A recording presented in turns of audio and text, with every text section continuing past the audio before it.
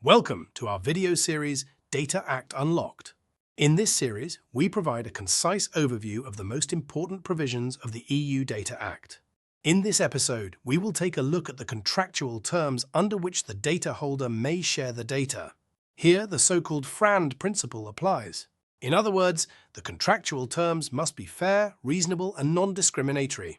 In this episode, we will explain what this means. The Data Act obliges data holders to share IoT data. Users receive their data free of charge. If a third party wishes to access the data, they must conclude a data sharing agreement with the data holder. Although the data holder is largely free to design the data sharing agreement, which may include, for example, a fee. However, it must comply with the FRAND principle. This means that it must be fair, reasonable, and non-discriminatory. Data sharing conditions are fair if they are balanced. Neither the data holder nor the data recipient shall be unilaterally favored. Data sharing conditions are reasonable if they correspond to the value of the data.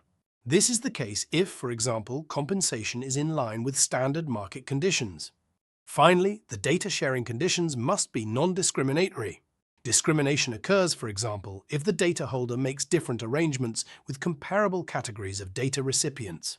This does not mean that identical compensation must always be charged, but only that the pricing must be based on the same criteria. The compensation may therefore vary. There is a further restriction for small and medium-sized companies. Under a data sharing agreement, they shall receive the data from the data holder at cost price. Such companies should be able to access the data more easily and benefit from its availability.